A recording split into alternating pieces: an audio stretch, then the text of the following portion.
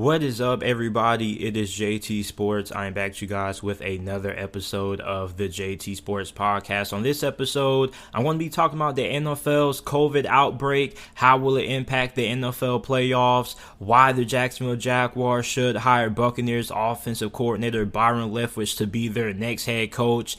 Who will win the AFC North? The Ravens, the Steelers, the Bengals, the Browns all have a shot at winning this division. Who's going to end up coming out on top with the season coming to a close? And lastly, we remain in the AFC North. I'm going to be talking about the Mike Tomlin and John Harbaugh criticism. Now, if this is your first time listening to the JT Sports Podcast, welcome. I appreciate you for tuning in. Make sure that you follow me on all of my social media platforms. You can follow me on Instagram and Twitter at JT Sports _. Once again, you can follow me on Instagram and Twitter at JT Sports _. And lastly, make sure that you are subscribed to my YouTube channel, which is JT Sports, if you haven't already. The NFL is in the middle of a COVID-19 outbreak.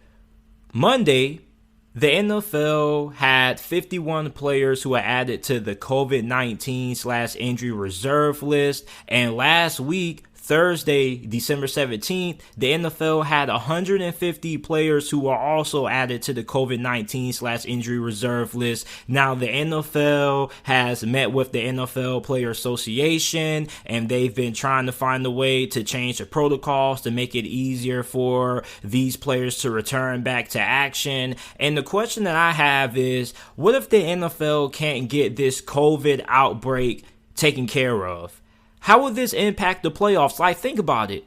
Your favorite team could make it to the playoffs, and they could potentially be without several key players due to the latest outbreak. Like, imagine if you are a Tampa Bay Buccaneers fan, and the Buccaneers have to play in the wild card round, and let's say, God forbid, Tom Brady tests positive for COVID.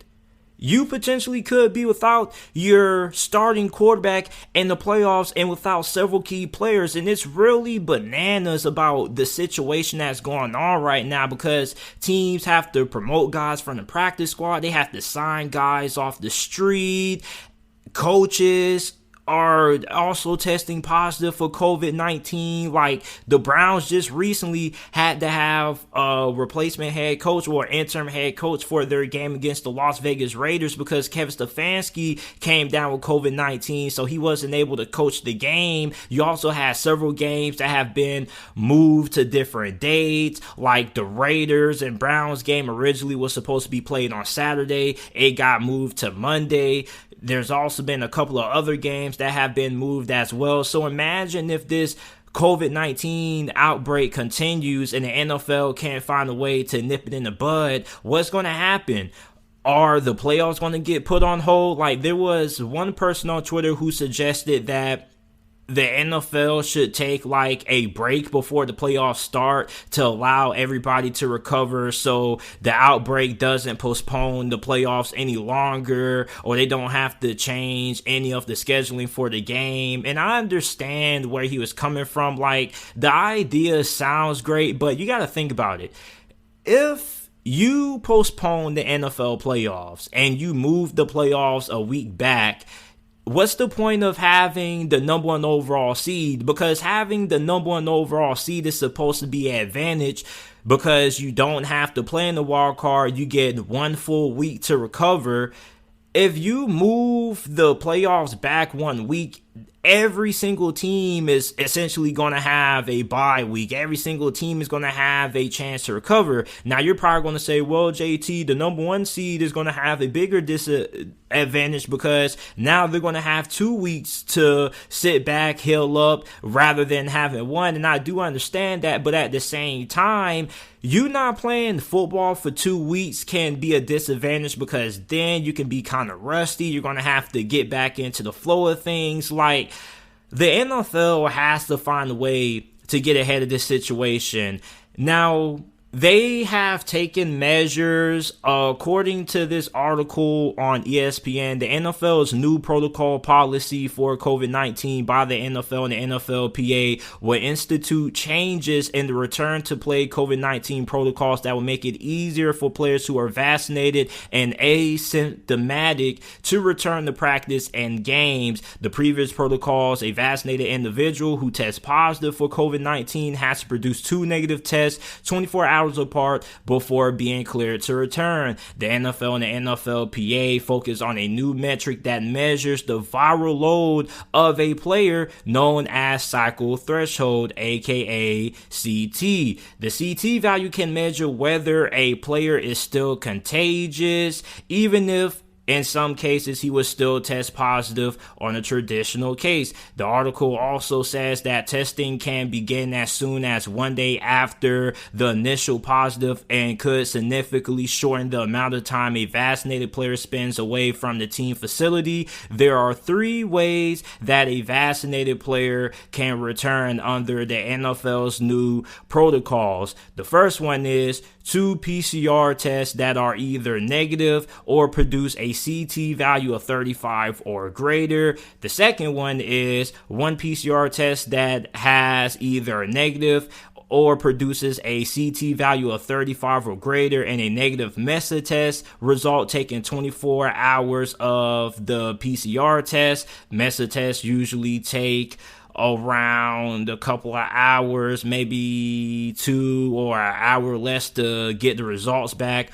Or the third solution is they have 2 negative MESA tests. Now, a lot of NFL players have been heavily vocal about how the NFL has been handling this outbreak. Baker Mayfield recently went on Twitter and voiced his frustrations. And I know for fans, especially me, you have to be incredibly frustrated, because imagine if you ended up buying tickets to the game to watch your favorite team play on Sunday, and then the game gets rescheduled to a Tuesday or a Monday. Imagine if you end up buying a ticket and you can't make the game because maybe you have to work late that day, or maybe you have some other things popping up that day. Like, it's just a really big inconvenience to the fans, because you may not be able to make it to the game if it gets postponed or it gets moved back a couple of days. And for the players, I know they have to be incredibly frustrated, because we're in the middle of the playoff hunt right now, okay? The playoff chase is in full swing,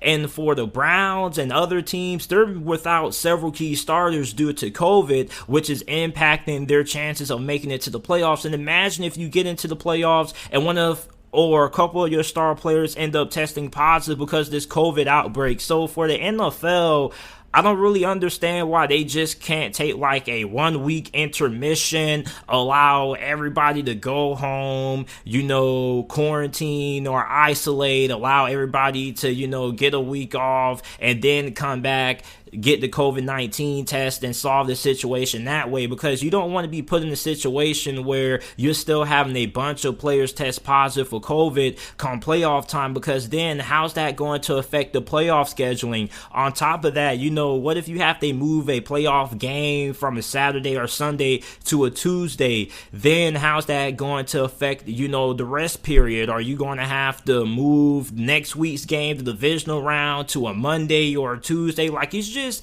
a really crazy situation going on right now. And to be quite frankly with you, I don't really have an answer to how the NFL can solve this, and that's why the title of the video is what it is. It's the NFL's COVID-19 outbreak. How will it impact the playoffs? ? Because to be quite honest with you, I don't really know. But this doesn't really look good right now.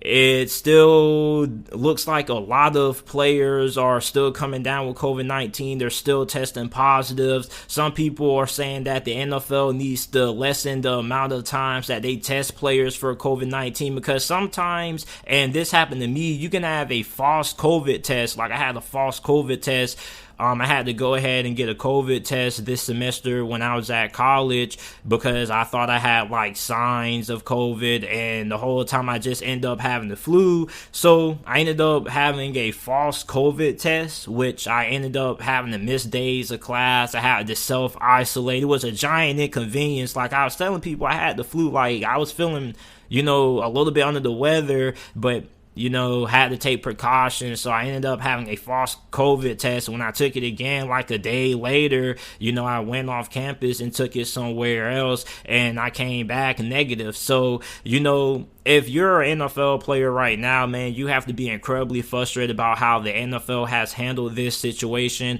I don't really feel like they've done a really good job. Now, a lot of fans are asking, why are certain teams getting the benefit of having their games postponed when, you look at the Denver Broncos last year, they ended up having to put Kendall Hilton at quarterback, who ended up was a wide receiver. So it's just a giant mess right now, and I'm really intrigued in seeing how this impacts the remainder of the season, because there are a lot of teams right now who are without some key pieces at a very critical stretch, because we're in the final portion of the NFL season. There's only 3 weeks left, and every game matters. So you're without a couple of key players. That's what could separate you from being in the playoffs and being outside the playoffs. And for the other team, it could be an advantage, because maybe you don't have as many key players out due to COVID as the opposing team that you're going to be facing. So it could be an advantage for the opposing team, and it can also be a disadvantage for you depending on which team you're rooting for. So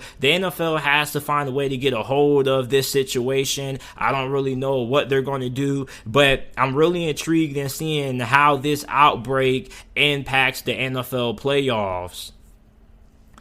Now, as you guys already know, the Jacksonville Jaguars recently fired Urban Meyer after starting his NFL tenure with a 2-11 record. He got fired. They decided to part ways a day after the story came out that Josh Lambo came and told the world that Urban Meyer reportedly kicked him and told him to make his effing kicks. So now the Jacksonville Jaguars are back in the market for another head coach, and there have been a lot of rumors that one of their top candidates is Tampa Bay Buccaneers offensive coordinator Byron Leftwich. Now, Byron Leftwich has been the offensive coordinator for the Buccaneers since 2019. He's done a really good job. You look at what he's done with Tom Brady. You look at what he did with Jameis Winston. Even when Jameis Winston had his 30 interception season, the Tampa Bay Buccaneers offense was still really good. He also was the quarterbacks coach for the Arizona Cardinals from 2017 to 2018. And I really think that this would be a really great hire for the Jaguars, because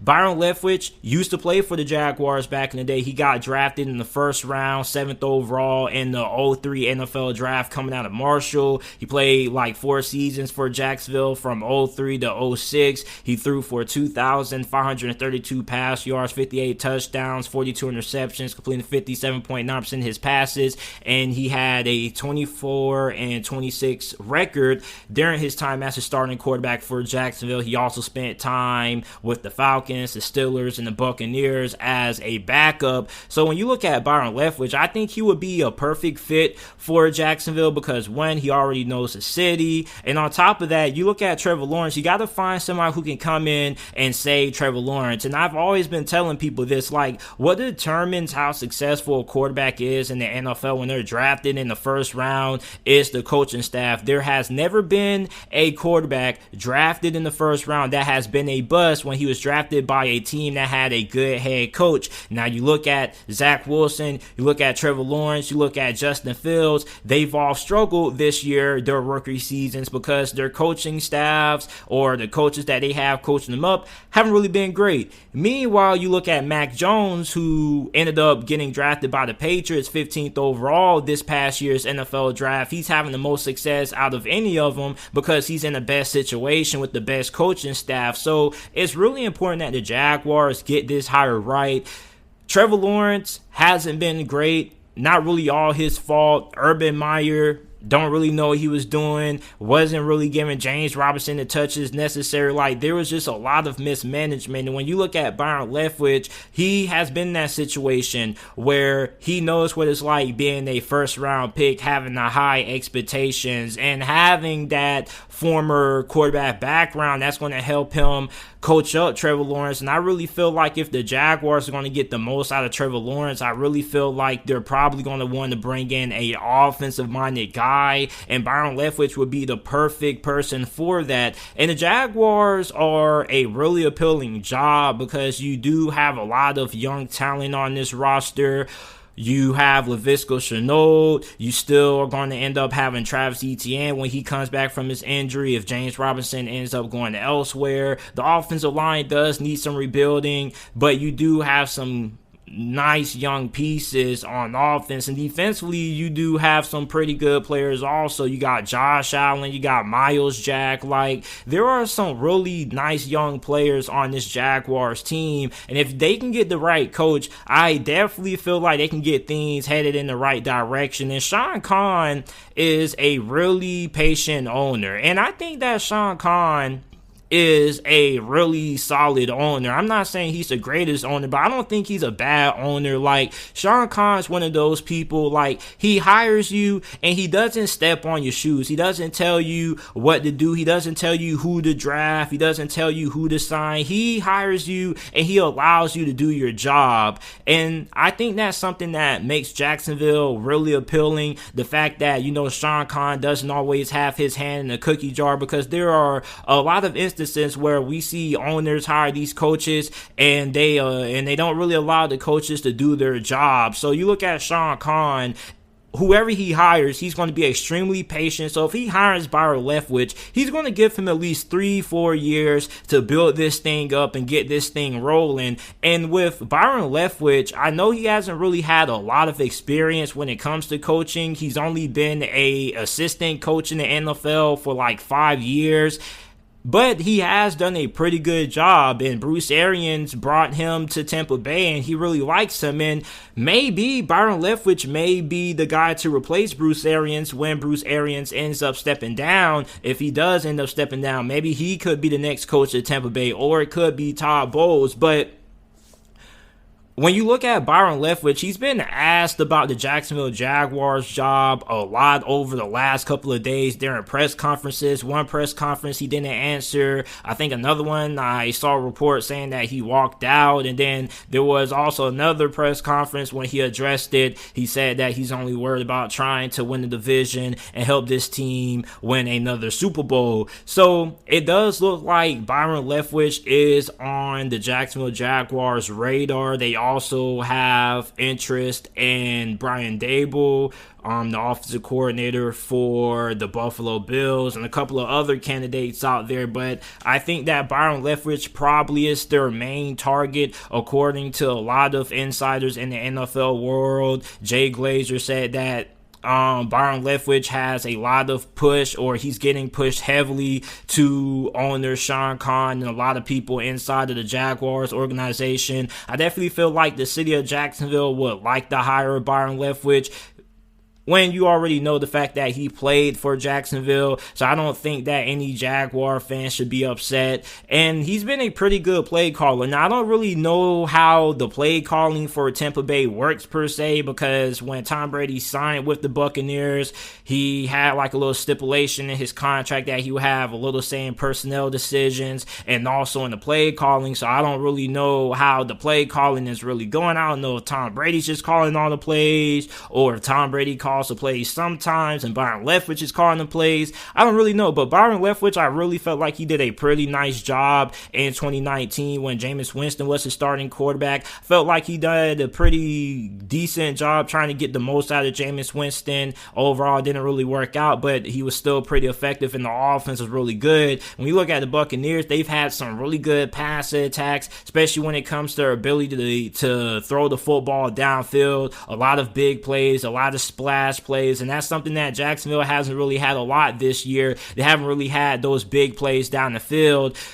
A big reason for that is because they don't really have a lot of talent. The offensive line needs some fixing up. But if the Jaguars hire Byron Leftwich, I think that it would be an incredible hire. Definitely want to see who he would bring in for his staff, who's going to be his defensive coordinator, who's going to be his quarterback's coach and whatnot. But I definitely feel like having a former quarterback as your head coach, the groom Trevor Lawrence, would be a big benefit for Trevor Lawrence, especially when you look at the fact that they both were first-round picks. Even though Trevor Lawrence went first overall, Byron Leftwich went 7th overall coming out of Marshall. He still knows what it's like to be a first-round pick, having a high expectations, how to manage that. And I think that he could be a pretty good influence for Trevor Lawrence as he tries to find a way to resurrect his NFL career. And it's really important that the Jacksonville Jaguars nail this hire, because if they don't, then you pretty much wasted your first round pick. Because if Trevor Lawrence ends up getting another head coach who isn't all that great, then it's probably going to end up being, his career going in the dumpster. So this is a really big decision that the Jacksonville Jaguars must get right. I personally, if I was Sean Khan, I would bring in Byron Leftwich. I think he would be perfect to be the head coach in Jacksonville. We have 3 more weeks left of the 2021 NFL season, and the AFC North has been the most competitive and the most interesting division to watch this year. You have the Bengals 8-6, the Ravens 8-6, the Steelers 7-6-1, the Browns 7-7. All 4 teams have a shot at winning this thing, and it's really crazy because all 4 of these teams have played some of the toughest schedules in the NFL. You look at the Steelers, man, they got a pretty rough stretch. They got to play Kansas City. They got to play the Browns. You got to play the Ravens on the road. Then for Cincinnati, they got to play the Ravens. Then they got to play the Chiefs. Then they travel on the road to Cleveland. The Browns got to play the Packers on the road. The Steelers on the road. Then the Bengals. And you look at Baltimore, they got to play Cincinnati on the road. Then they got to play the Rams and the Steelers, and it's really exciting to see the AFC North this competitive, because I can't recall the last time the AFC North has been this competitive since 2014, 2015-ish, when you had Cincinnati, Pittsburgh, and Baltimore who were really good. Then you had Cleveland. I believe Cleveland, I forgot what year it was. It was the year before they drafted, or it might have been I don't remember, but it was one year when Cleveland ended up finishing out the year 7-9. I don't know if it was Johnny Manziel's rookie season or not, or if it was before Johnny Manziel's rookie season, but it was one year when the AFC North was really competitive and all 4 teams were right in the thick of things. Now you look at all 4 of these squads, I think I'm probably going to have to side with the Ravens to win this division, as crazy as that may seem. And I said this last week when the Ravens were defeated by the Cleveland Browns. I still picked them to win this division. And I know that the Ravens are banged up right now. Lamar's hurt, but they've had some pretty good play out of Huntley. I've been really impressed with him. A lot of people have pretty much been saying, dang, man, so you mean to tell me that the Baltimore Ravens had a great value brand version of Lamar Jackson on the bench the whole time? I guess they have. When you look at Cincinnati is really interesting because they're probably the most talented team in the division at the moment, because the Browns right now are dealing with some injuries. The Ravens have been dealing with injuries all this year. Then you look at Pittsburgh. Pittsburgh hasn't really had the injury bug as bad as teams like the Ravens and the Browns. They're just not really all that great. The main reason why Pittsburgh is in the position that they're in right now is because of Mike Tomlin. So you look at all 4 of these teams, I really think that Baltimore is going to find a way to pull it off in the end. Now, they do have, 3 tough games, but every team in this division has three remaining games that are really tough. And somebody on Twitter tried to say, oh, all 4 of these teams suck. No, they don't. Like, whoever wins this division, I believe, is going to end up making it to at least the divisional round, because all 4 of these teams have been battle tested. Like, all 4 of these teams have played some of the strongest schedules in the league, especially Pittsburgh. Like, Pittsburgh has to travel on the road to Kansas City, and Kansas City is red hot right now. Baltimore has to play the Rams in 2 weeks. So you look at the Browns, they got to play Green Bay on the road in Lambeau in December. So all four of these teams are really good teams. Now, I have been incredibly surprised that the Bengals are in the position that they're in right now. Not entirely surprised, because before the season began, we knew they had talent. We knew that this team wasn't going to be a pushover. But when you look at Cincinnati, they have been fairly inconsistent at times. They tend to start games out really sloppy. So I don't really know how I feel about Zach Taylor. Still trying to figure out, is he a good coach? Is he an average coach? Still trying to come around on him. But I'm still going to have my money on the Ravens still winning this division. The reason for that is because I trust John Harbaugh. John Harbaugh has done a phenomenal job with the Ravens this year, despite all of the injuries that they've had. And I feel like the Ravens are going to find a way to pull this thing off. Now, Cleveland is really interesting, because right now they are in the midst of a COVID outbreak, but hopefully when they get everybody back, Cleveland has one of the most talented rosters in the league when everybody's healthy. You know, they have great starters from top to bottom. They don't really have a lot of holes. They also have great depth at every single position. They're deep at corner. They're deep when it comes to their defensive line. Their offensive line also has pretty good depth as well. Now, the question is going to be Baker Mayfield. How is he going to perform? Now, his play has kind of improved over the last couple of weeks. Remember, he was getting a lot of scrutiny from the national media because of his poor play during the month of November and before, because he was banged up. Well, now you look at him playing better. You can't count out the Browns, but at the same time, I really don't know.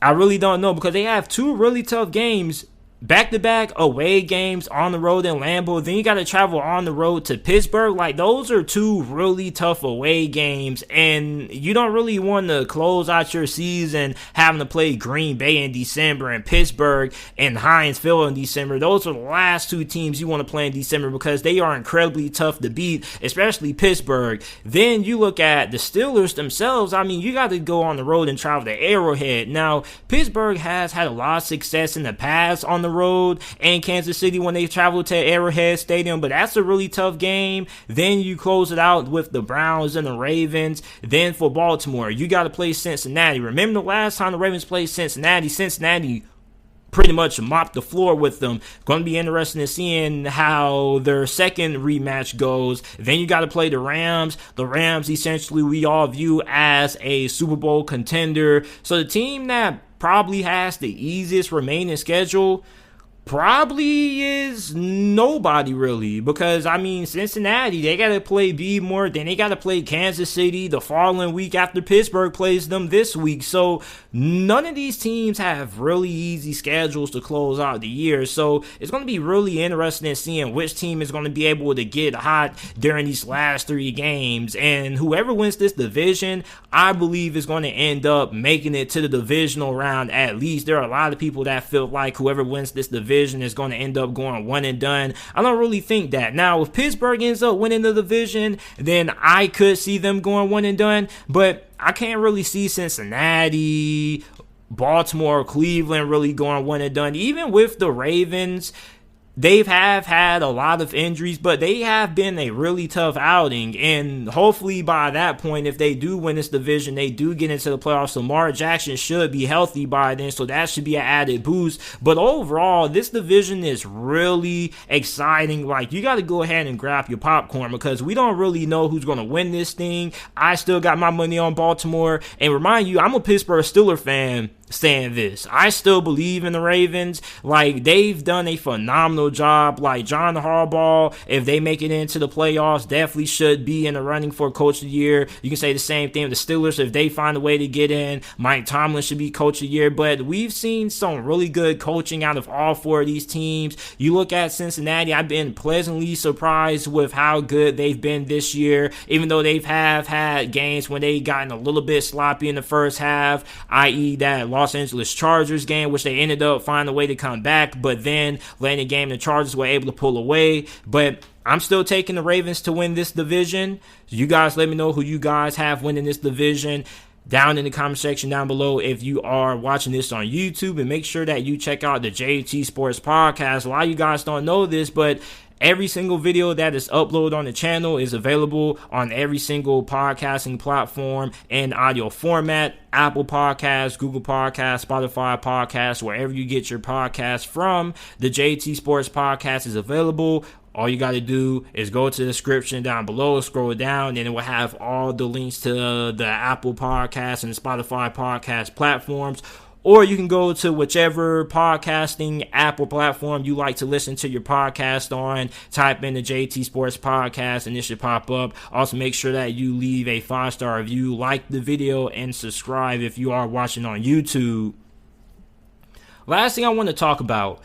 Mike Tomlin and John Harbaugh have gotten a good amount of criticism from their fan bases this year.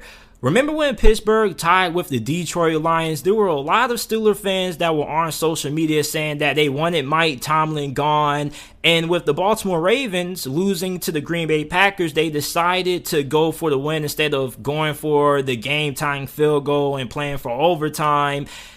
And they've gotten a lot of backlash. Now, I don't feel like either any of these coaches need to be fired. Their jobs are not on the hot seat. But I kind of feel like the criticism these coaches have had about them have kind of been a little bit unfair, because like most of the criticism about John Harbaugh and Mike Tomlin is the fact that they have underachieved over the last couple of years, which I can understand that. You go back to 2019 when Lamar Jackson had his MVP season and they ended up getting knocked out by the Cinderella story, which was the Tennessee Titans that year. That left a lot of Baltimore Ravens fans really upset, because that was the year that a lot of people felt like Baltimore could finally win the Super Bowl for the first time in a while. Then you look at Pittsburgh. When it comes to Mike Tomlin, everybody brings up the fact that he wasn't able to do anything when he had Antonio Brown, Le'Veon Bell, and Big Ben all in their primes, and they came up short. The closest they ever came to sniffing the Super Bowl was when they got blown out by the New England Patriots in the AFC Conference Championship game. But when you look at these two coaches now, I feel like they have been coaching some of their best football that they've ever had. And you guys got to remember that these are two of some of the longest tenured coaches in the league. Mike Tomlin has been a head coach for Pittsburgh since 2007, and John Harbaugh has been a head coach for the Ravens since 2008. So with these fan bases, you know, they're kind of tired of them. They kind of want to give somebody else a shot, but I want to tell you guys that if you're a Ravens or a Steelers fan and you think that your team should make a switch at head coach, the grass isn't always greener on the other side. Because these two coaches have been coaching their tails off. Like, the Ravens are 8-6 right now. And remember all of the injuries that they had even before the season began. Like, they lost like 4 of their running backs. All of them went down. Then you lose like Marcus Peters. Then Marlon Humphrey gets injured. Now Lamar's injured. Like, the Ravens, to be in the position that they are right now, to not only have a chance of making it into the playoffs, but also having a shot at winning this division, is a testament to how great of a job John Harbaugh has done. And you guys already know how I feel about Mike Tomlin. Like, Mike Tomlin over the last 3 years has been probably the best or the second or third best coach in the league. You gotta remember, in 2019 he went 8-8 with Doug Hodges, who was a undrafted rookie free agent, and Mason Rudolph. He went 8-8 last year. Exceeded everybody's expectations. The Pittsburgh not only made it to the playoffs, but they also won the division. Like, Mike Tomlin has been exceeding expectations, because a lot of people weren't really expecting Pittsburgh to win more than 5 or 6 games this year. There were a lot of people who felt like Pittsburgh was going to end up having their first losing season ever under Mike Tomlin, and that hasn't happened. Now, they have had some performances like against the Detroit Lions when you're like, oh, Pittsburgh should have won that game, but overall, I don't really feel like the criticism right now is based off recent performances. I feel like the criticism about John Harbaugh, Mike Tomlin are always about, you know, what happened 3-4 years ago. You guys got to get over that. We got to look at what's going on this year. I know that you probably get upset when you see Baltimore going for it to win the game, but one thing that I really like about John Harbaugh is the fact that anytime there is a critical moment in the game, a critical fourth down situation, or a critical situation when they think about going for it on 2, he always asks his players, what do you want to do?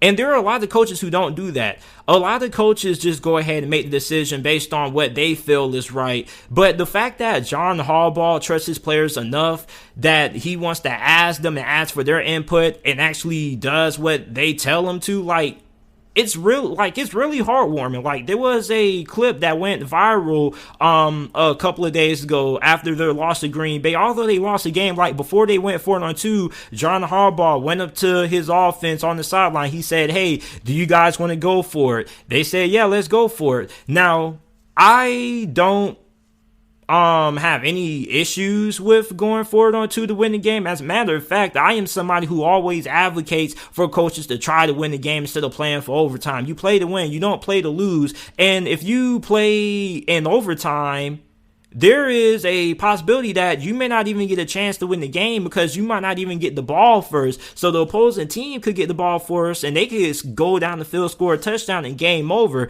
So I'm always a big advocate of coaches being aggressive, going for it on fourth down, going for it on 2-point conversions. However, didn't really like the play call.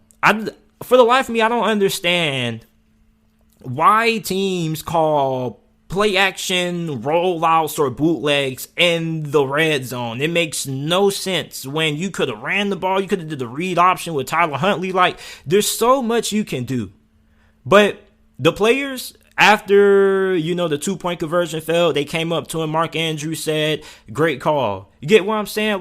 John Harbaugh loves his players, and the players love him, and the Ravens have built a family atmosphere up there in Baltimore, and I really don't feel like it's going to get any better than that. And on top of that, when you look at Pittsburgh, the same thing. Mike Tomlin has been doing a phenomenal job, this Steelers team, because to be honest with you, this is probably a 5 or 6 win team without Mike Tomlin, and Mike Tomlin is squeezing all the juice out of Big Ben, not having a great offensive line. The defense has kind of underperformed at times this year, especially when you look at the linebacker play, but yet they still have found ways to win games against great quality opponents. There weren't really many people who saw the Pittsburgh Steelers being able to pull off the upset against Tennessee. Now, albeit, they went kind of ugly, they still find ways to win big games against teams that nobody really gives them a chance at beating. Same thing with John Harbaugh. When you look at what these two coaches have done this year, it's been really phenomenal.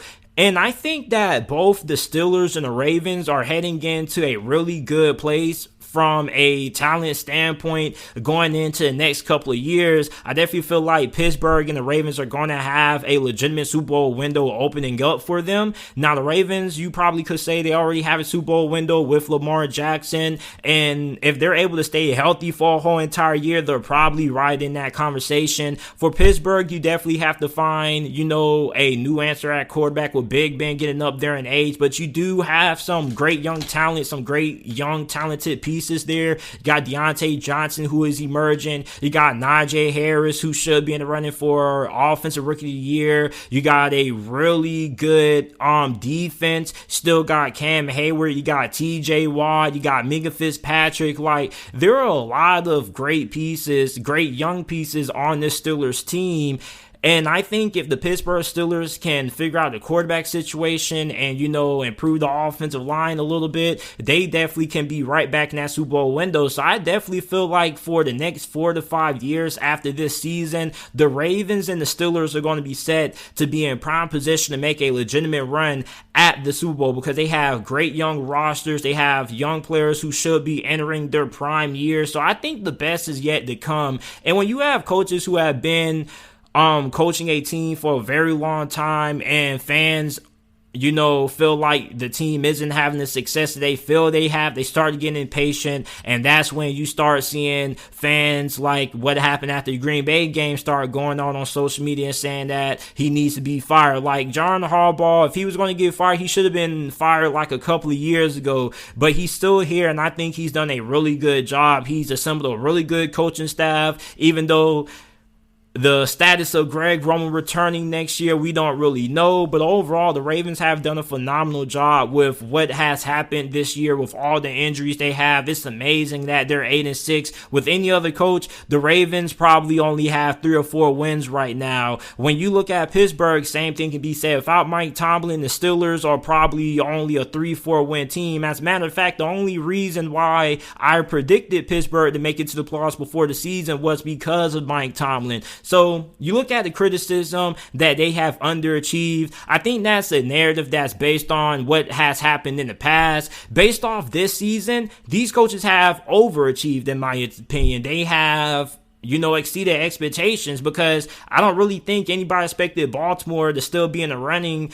considering all the injuries they had, and nobody really expected Pittsburgh to be in this position of even winning more than 5 or 6 games this year, because they didn't really have that much talent. So these two coaches right now are coaching some of the best football that they ever had. So the criticism of them underachieving, I think that's a past narrative that is kind of played out now, because if we're judging them based on what has transpired this season and the last 2 seasons, they have overachieved. And if Baltimore can stay healthy, like that was the issue with Baltimore last year, they also had a couple of injuries. If Baltimore can stay healthy, this is a team that not only is probably one of the most talented in the league, but this is probably a team that could be in the running for making it to the Super Bowl if they could stay healthy. That's really the only thing holding Baltimore back, really. And the offensive coordinator Greg Roman, his inability to develop a efficient passing game. But overall, I kind of feel like the criticism of them underachieving is kind of played out. I feel like both John Harbaugh and Mike Tomlin are coaching some of the best football they've had in their whole entire coaching careers, and I feel like the best is yet to come. I feel like the Steelers and the Ravens are both going to be re-emerging in that Super Bowl conversation next season. So you guys let me know how you guys feel about Mike Tomlin and John Harbaugh. Do you guys feel like the criticism of these two coaches are fair, or do you guys feel like the criticism of these two coaches are deserved? You guys let me know down in the comment section down below. And I appreciate you guys for listening to this episode of the JT Sports Podcast. Make sure that you guys leave a 5-star review if you enjoyed this episode. If you're watching this on YouTube, make sure that you go ahead and like the video, subscribe to the channel. Also, make sure that you check out the JT Sports Podcast. A lot of you guys don't know this, but every single video that is uploaded on the channel is available in audio format on every single podcasting platform: Apple Podcasts, Spotify Podcasts, Google Podcasts, wherever you get your podcasts from. The JT Sports Podcast is available. All you gotta do is type in the JT Sports Podcast on any podcasting service and it should pop up. Or you can go down to the description down below, scroll down, and the links to the podcast should pop up. I appreciate you guys for listening and watching, and I will see you guys with another episode of the JT Sports Podcast.